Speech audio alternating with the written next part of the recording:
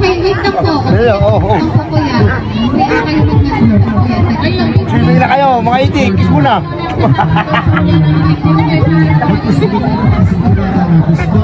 Kiss muna, kiss. Shoutout mo na. Patay na nga ang itik, nagkukumpulan na. Ay, masaya to, ako muna manghuli habang wala pa yung mga player. Siyempre tagal tayo ng bracelet muna. O yan. O, let's go, huli natin yung itik. Let's go.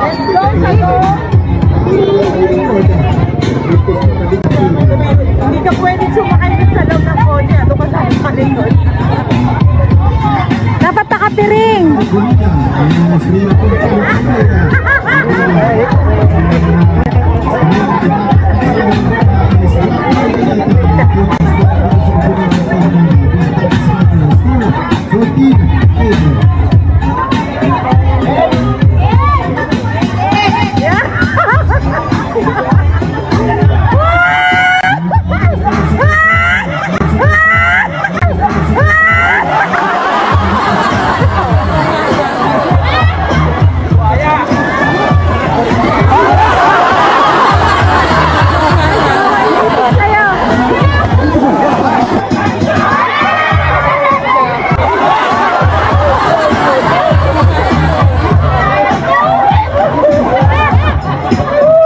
Lapit ka dito, dito lang ka.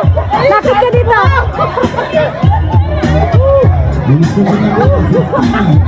Manalo, may itik na tayo.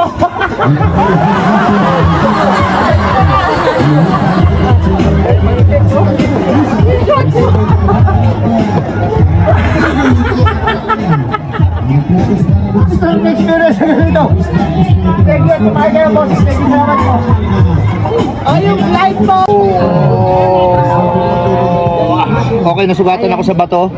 Pagawa ng itik, pero okay lang. Kahit ma-update, okay lang naman kasi safety dito kasi meron kagad naka-ready na ating mga medic.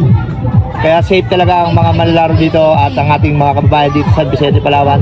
At salamat po, naka-experience ako ng ganito. Sa tanang buhay ko, first time ko nakapag-experience ng ganyang kasayang buhay.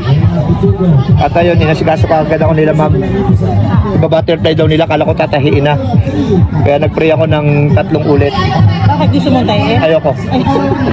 Dahil masakit yun eh.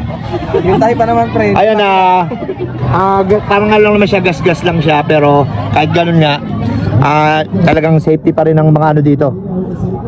Ang mga medic dito kasi kahit gas-gas lang yung sugat mo, talagang asgasuhin nila. At ayun na nga, kaya naman ako angat de kasi tinanggal yung mga buhangin sa loob ng sugat. Kasi pag natuyo daw yun, mas lalo daw sasakit kasi pag nagnana, nandun pa rin yung buhangin sa loob ng sugat, lalo sasakit. Kaya ngayon, medyo okay na nirandomang ko. Masaya pa rin siya, masaya pa rin. Kahit may sugat ako, okay pa rin naman.